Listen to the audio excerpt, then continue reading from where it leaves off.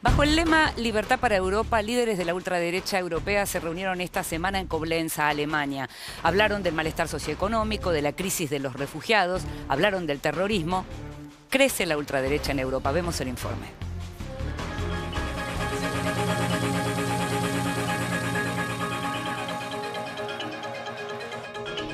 La condición que explica en parte el crecimiento de los partidos de ultraderecha en Europa es muy parecida a la fórmula explosiva que detonó el avance de estas fuerzas extremas en otros momentos históricos.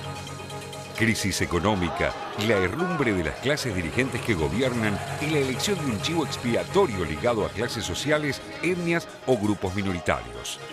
Esta vez, el condenado es claro: los inmigrantes.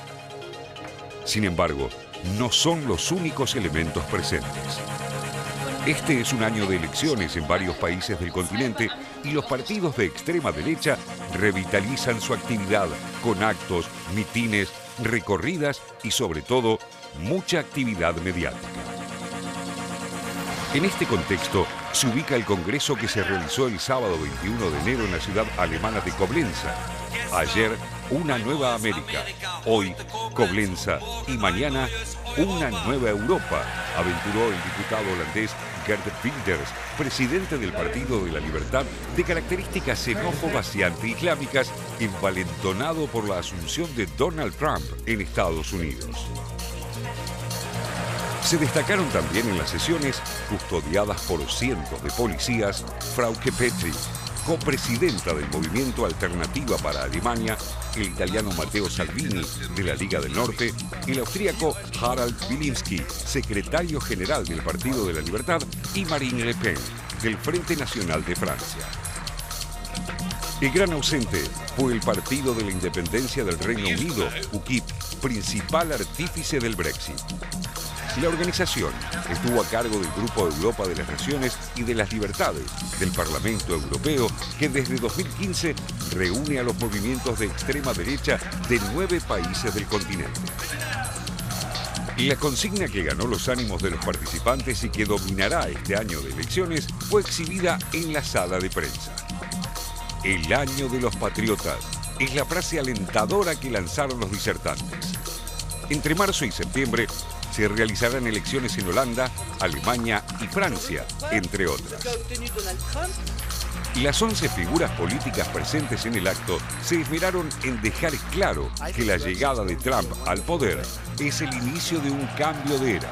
Esto es, la vuelta del Estado-Nación, el fin del multiculturalismo y del libre comercio neoliberal, y el renacer de los valores patrióticos que, según sus predicciones, llegará inexorablemente a Europa. La exposición de la francesa Le Pen estuvo plagada de consignas como nación, control de fronteras, defensa de la identidad nacional, patriotismo y soberanía.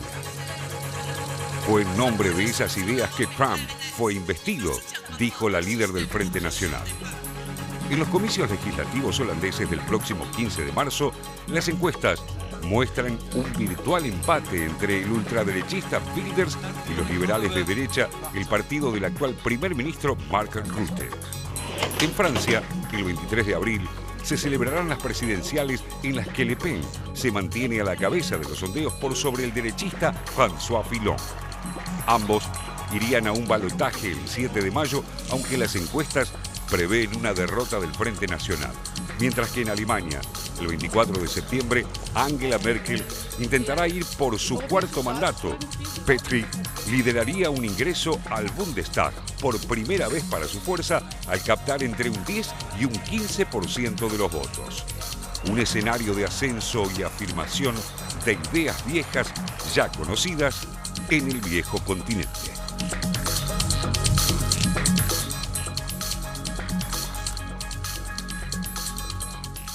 No paramos de ver imágenes inquietantes, Jorge Elías, ¿eh? ¿Y cuál es verdaderamente el mapa? Es decir, ¿cómo están las cosas hoy y cuáles son los riesgos de que efectivamente se consoliden a través de las elecciones? Hay 3 elecciones y no 4 este año en Europa y evidentemente comienza con los Países Bajos, sigue con Francia, Marine Le Pen, que es la más conocida, digamos, continúa con Alemania, que ahí ahí realmente hay una disputa muy seria con Alternativa para Alemania y quizá Italia. Lo de Alemania en particular tiene un principal sesgo que es Alternativa para Alemania, un partido de ultraderecha que podría ser el tercero en estas elecciones. Ayer el Parlamento alemán, el Bundestag, destituyó al jefe parlamentario que se llama Björn Höcke. ¿Por qué? Porque había dicho que en el campo de concentración de Buchenwald, esto es en Weimar, en Alemania, hay un monumento a la vergüenza, es el monumento a quienes murieron allí.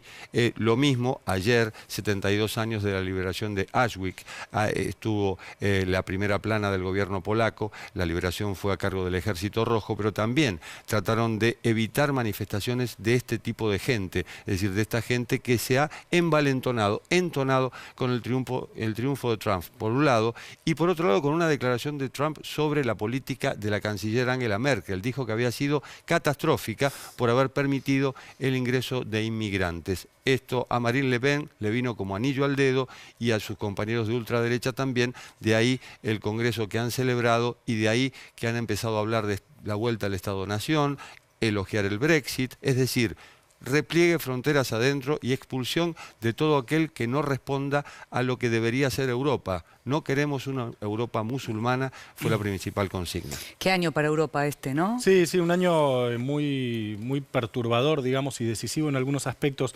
Revisando un poco las imágenes y los discursos de esta especie de internacional de la ultraderecha que se reunió en Koblenz, ahí en Alemania, me parece que hay una confusión que a veces en la cual uno puede caer mirando las cosas un poco desde lejos, desde acá, que es pensar la ultraderecha europea como partidos antiguos, ultramontanos.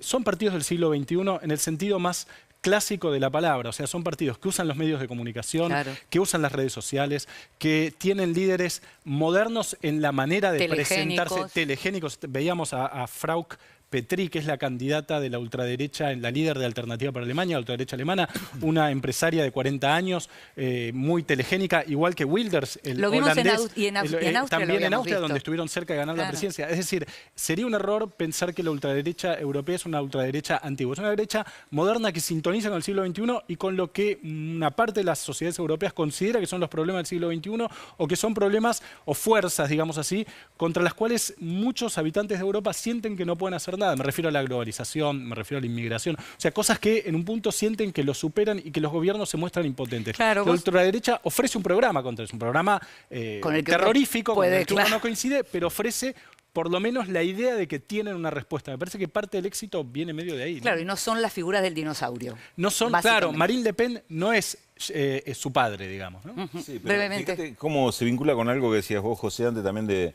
caso de Trump y Estados Unidos. Es decir, a falta de una propuesta y ante el fracaso de los partidos tradicionales, lo que buscan es quién es el enemigo, quién es el culpable de que estemos mal, y ahí aparece el inmigrante, ¿no? Porque la línea que vincula a todos estos partidos es el tema de la definición fuerte del límite a la inmigración. Y en ese sentido parecería ser que es la única respuesta política que hay a una situación en la cual hay una crisis muy clara y ni los partidos socialdemócratas ni los partidos conservadores de Europa le han sabido encontrar una solución. Y nosotros nos estamos yendo a un nuevo corte.